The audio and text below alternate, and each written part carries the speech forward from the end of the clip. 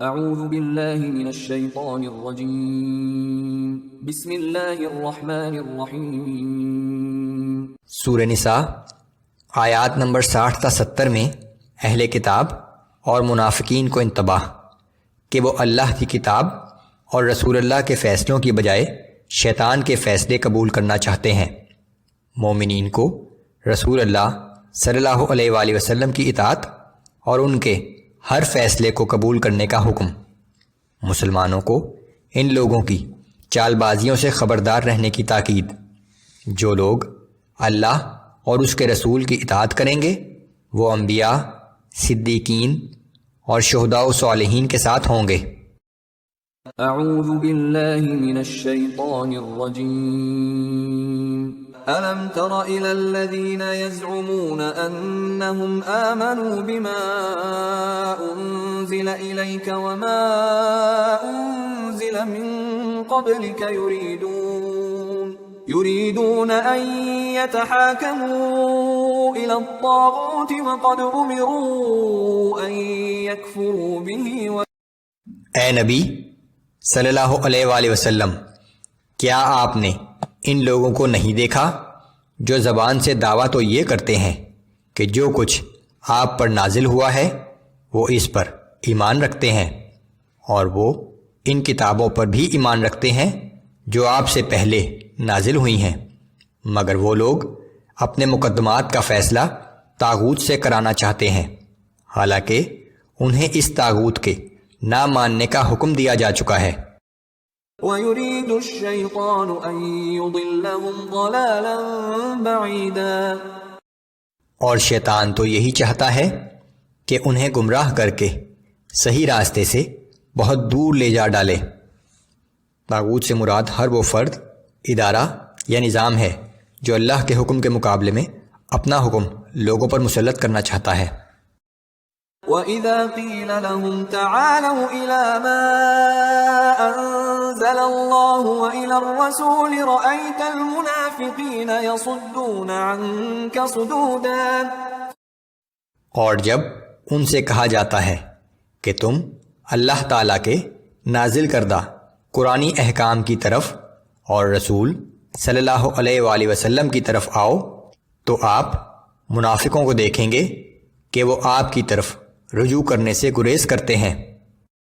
فَكَيْفَ إِذَا أَصَابَتْهُم مُّصِيبَةٌ بِمَا قَدَّمَتْ أَيْدِيهِمْ ثُمَّ جَاءُوكَ يَحْلِفُونَ بِاللَّهِ إِنْ أَرَدْنَا إِلَّا إِحْسَانًا وَتَوْفِيقًا، پھر اس وقت ان کا کیا حال ہوتا ہے کہ جب وہ اپنے اعمال کی وجہ سے کسی مصیبت میں پھنس جاتے ہیں تو پھر یہ لوگ اللہ کی قسمیں کھاتے ہوئے آپ کی خدمت میں حاضر ہوتے ہیں کہ ہمارا مقصد تو سوائے بھلائی اور باہمی میل ملاپ کے اور کچھ نہیں تھا۔ أولئك الذين يعلم الله ما في قلوبهم فأعرض عنهم وقل لهم في أنفسهم قولا بليغا۔ یہ وہ لوگ ہیں کہ جو کچھ ان کے دلوں میں ہے اللہ تعالیٰ اس کو خوب جانتا ہے، بس آپ ان سے چشم پوشی کا برتاؤ کیجیے اور انہیں نصیحت کرتے رہیں، اور ان سے ایسی بات کریں جو ان کے دل میں اتر جائے۔ وَمَا أَرْسَلْنَا مِن رَّسُولٍ إِلَّا لِيُطَاعَ بِإِذْنِ اللَّهِ، اور ہم نے ہر ایک رسول کو اسی واسطے بھیجا ہے کہ اللہ کے حکم سے اس کی اطاعت کی جائے۔ وَلَوْ أَنَّهُمْ إِذ ظَّلَمُوا أَنفُسَهُمْ جَاءُوكَ فَاسْتَغْفَرُوا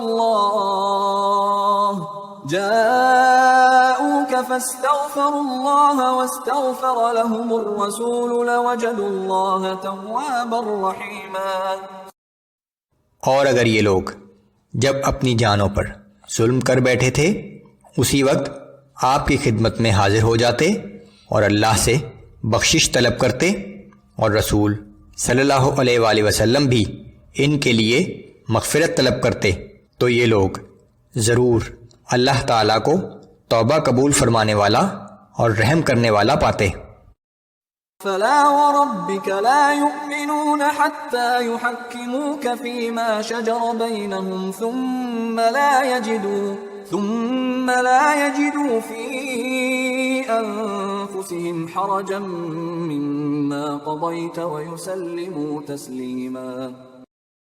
پس قسم ہے آپ کے رب کی، یہ لوگ اس وقت تک مومن نہیں ہوں گے جب تک یہ اپنے تمام باہمی جھگڑوں میں آپ ہی کو منصف نہ بنائیں، اور پھر جو فیصلہ آپ صادر فرما دیں اس میں اپنے دلوں میں کوئی تنگی نہ محسوس کریں اور پوری طرح آپ کے فیصلے کو تسلیم کریں۔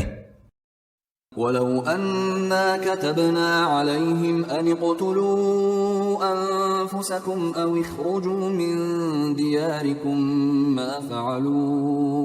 مَا فَعَلُوهُ إِلَّا قَلِيلٌ مِّنْهُمْ۔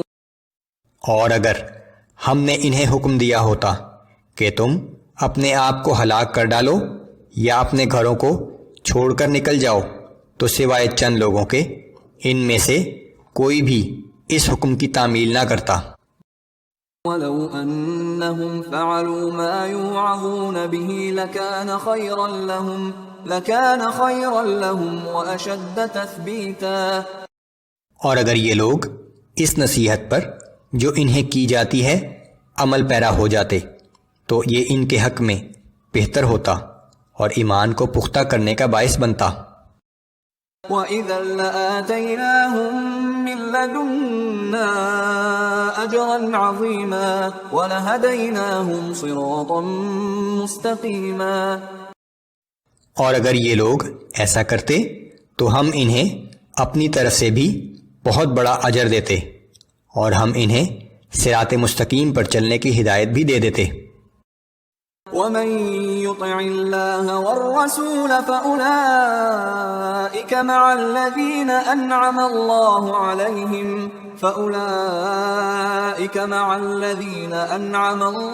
عَلَيْهِم مِّنَ النَّبِيِّينَ وَالصِّدِّيقِينَ وَالشُّهَدَاءِ وَالصَّالِحِينَ وَحَسُنَ أُولَئِكَ رَفِيقًا۔ اور جو لوگ اللہ اور اس کے رسول صلی اللہ علیہ وآلہ وسلم کی اطاعت کریں گے تو وہ روز قیامت انبیاء، صدیقین، شہداء اور صالحین کے اس گروہ کے ساتھ ہوں گے جن پر اللہ نے انعام فرمایا ہے، اور کیا ہی اچھے ہیں یہ رفیق۔ ذَلِكَ الْفَضْلُ مِنَ اللَّهِ وَكَفَى بِاللَّهِ عَلِيمًا۔ یہ رفاقت محض اللہ تعالیٰ کے فضل و کرم کی وجہ سے ہے اور اللہ ہی کا علم کافی ہے۔